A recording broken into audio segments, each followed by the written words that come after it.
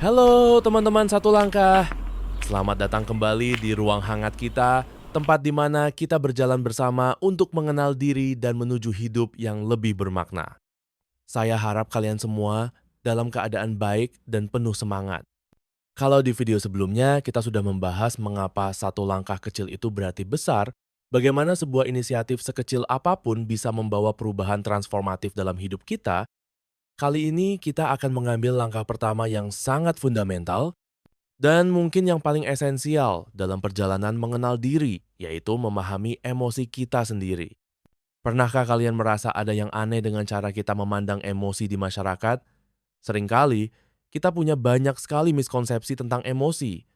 Coba ingat-ingat, mungkin dari kecil kita diajari, jangan nangis, kamu kan kuat.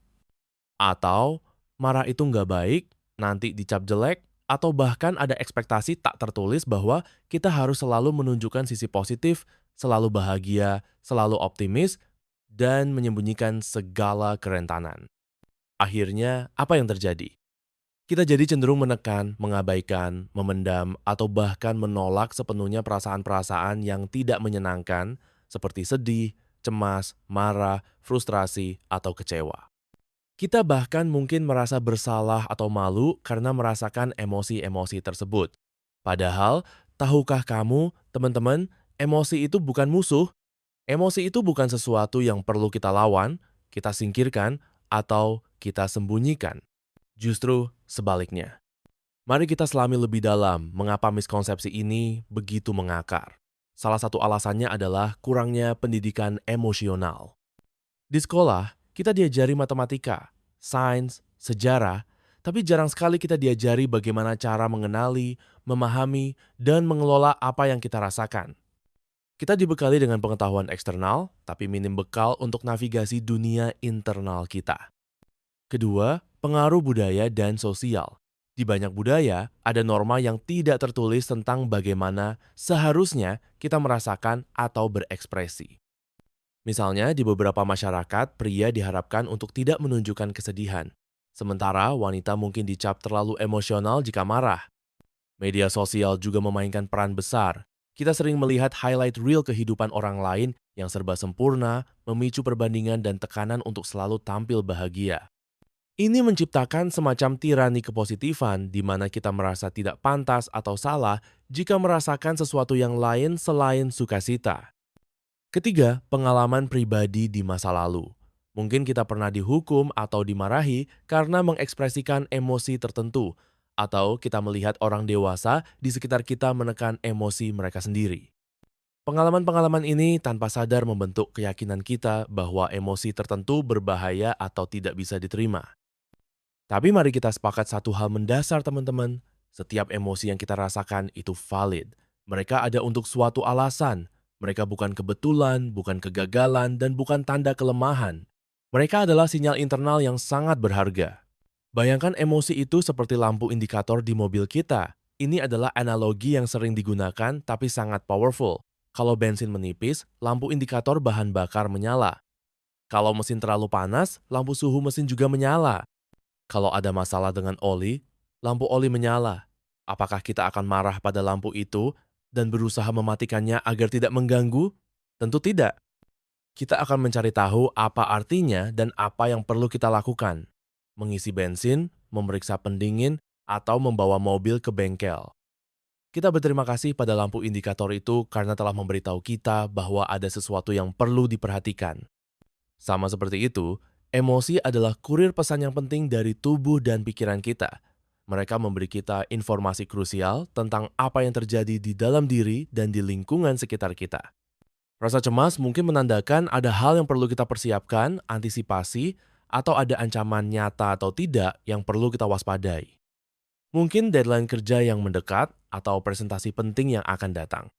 Kecemasan adalah sinyal tubuh kita sedang bersiap untuk bertindak. Rasa sedih bisa jadi pertanda kita kehilangan sesuatu yang berharga, baik itu orang yang dicintai, pekerjaan, impian, atau bahkan sekadar ekspektasi. Kesedihan adalah proses alami untuk berduka dan memproses kehilangan tersebut. Ia memberi kita ruang untuk menyembuhkan. Rasa marah bisa berarti ada batasan pribadi kita yang dilanggar, Ada rasa ketidakadilan yang perlu diperhatikan, atau ada sesuatu yang mengancam nilai-nilai penting kita. Marah, jika disalurkan dengan tepat, bisa menjadi pendorong untuk perubahan atau untuk menegakkan diri. Rasa takut melindungi kita dari bahaya, mendorong kita untuk berhati-hati. Rasa bahagia memberitahu kita apa yang memberi kita energi, kegembiraan, dan rasa makna. Setiap emosi memiliki tujuan evolusioner dan psikologis. Mereka adalah bagian integral dari pengalaman manusia, bukan penyakit yang harus disembuhkan. Jadi, langkah pertama kita dalam berteman dengan emosi adalah mengenali emosi tersebut. Seringkali kita hanya tahu aku merasa nggak enak atau aku lagi nggak mood, tapi tidak bisa spesifik. Ini seperti melihat lampu indikator menyala tapi tidak tahu lampu apa itu. Bagaimana kita bisa tahu apa yang perlu dilakukan jika kita tidak tahu pesan apa yang disampaikan? Kemampuan untuk secara akurat mengidentifikasi dan menamai emosi kita disebut literasi emosional atau effect labeling. Ini adalah keterampilan yang bisa diasah dan sangat bermanfaat. Para peneliti telah menunjukkan bahwa sekadar menamai emosi yang kita rasakan dapat mengurangi intensitas emosi tersebut di otak kita, khususnya aktivitas di amigdala yang merupakan pusat emosi. Ini membantu kita beralih dari reaksi insting lawan atau lari ke respons yang lebih terukur dan sadar. Coba kita latih sebentar sekarang juga, teman-teman. Kita akan melakukan sebuah mini body scan dan menamai emosi. Stop sejenak, hentikan apapun yang sedang kamu lakukan. Berikan dirimu waktu sejenak, bahkan hanya 30 detik.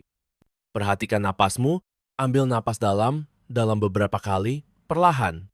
Rasakan bagaimana napas masuk dan keluar dari tubuhmu. Ini membantu menenangkan sistem saraf dan membawa kita ke momen kini. Rasakan di tubuhmu. Sekarang, alihkan perhatianmu ke dalam tubuhmu, di mana kamu merasakan sensasi paling menonjol.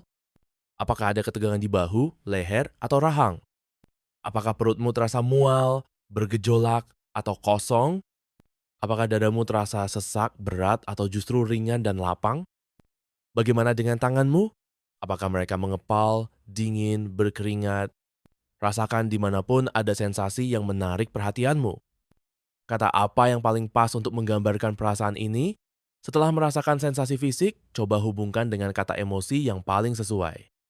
Apakah itu sedih, kesal, bingung, frustrasi, khawatir, jengkel, atau justru ada beberapa perasaan campur aduk? Misalnya, aku merasa sedikit cemas dan juga agak kecewa.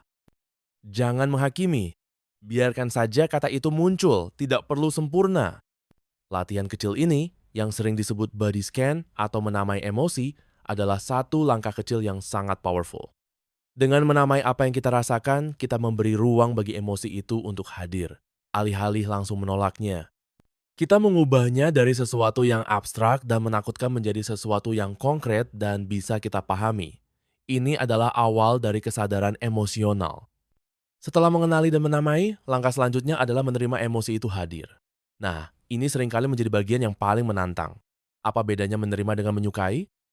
Menerima di sini bukan berarti kamu harus suka atau menikmati perasaan cemas, sedih, atau marah.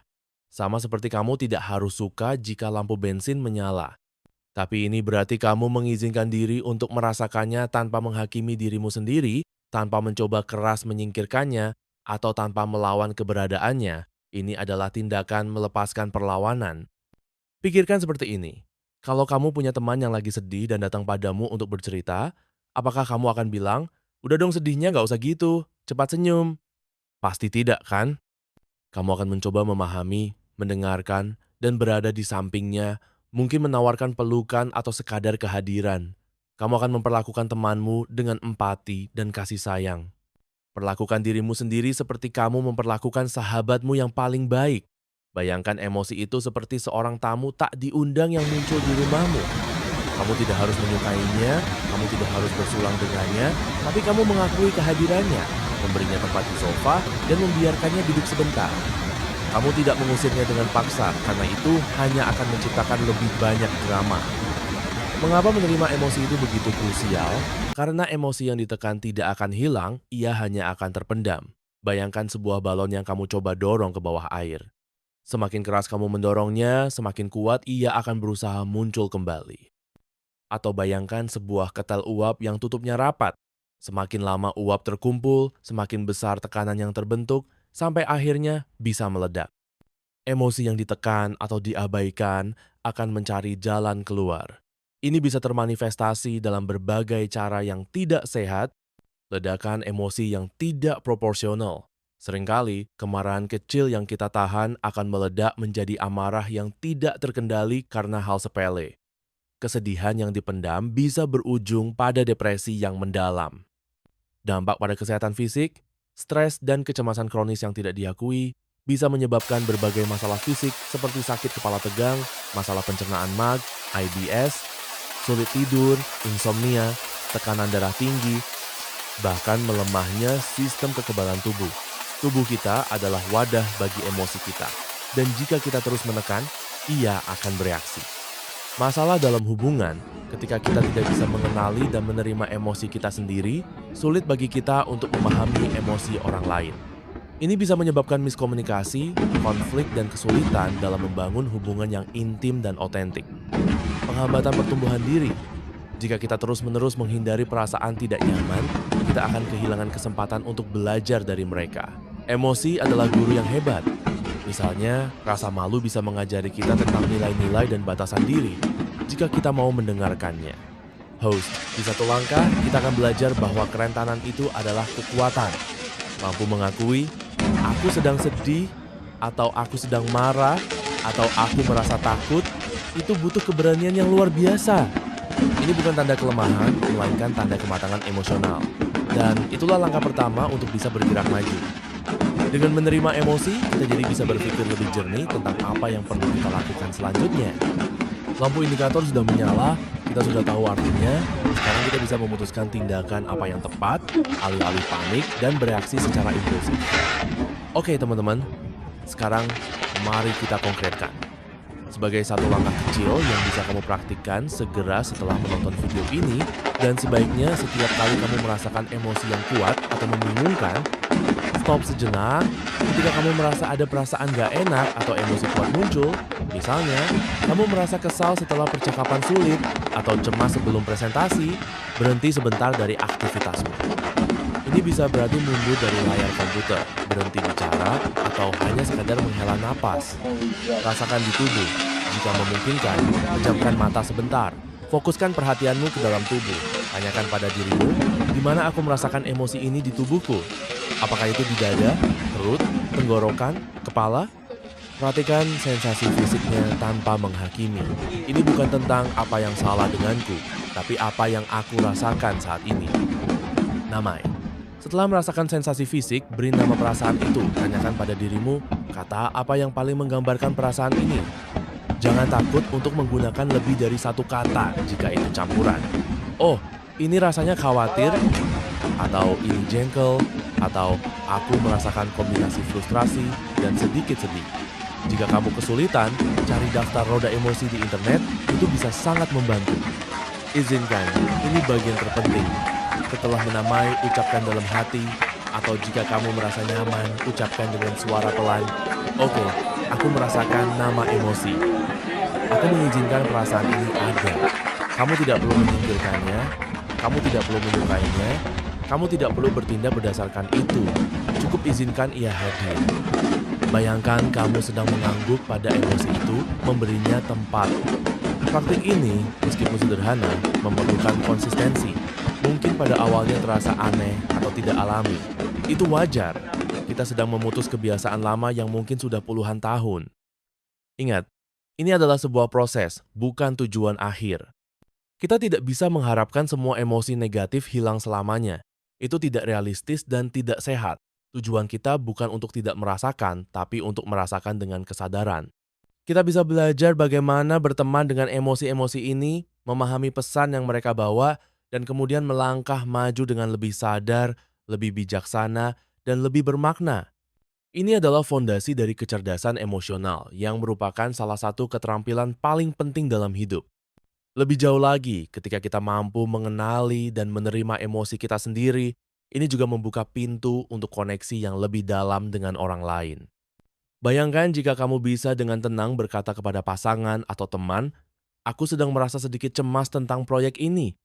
Atau, Aku merasa sedikit terluka dengan ucapan tadi. Ini membangun kepercayaan dan memungkinkan orang lain untuk memahami dan mendukungmu. Ini adalah wujud dari komunikasi emosional yang sehat. Kita seringkali menyembunyikan emosi karena takut dihakimi atau terlihat lemah. Namun, justru ketika kita berani menunjukkan kerentanan ini, kita seringkali menemukan bahwa orang lain dapat berempati karena mereka juga pernah merasakannya. Ini adalah pengalaman manusia universal.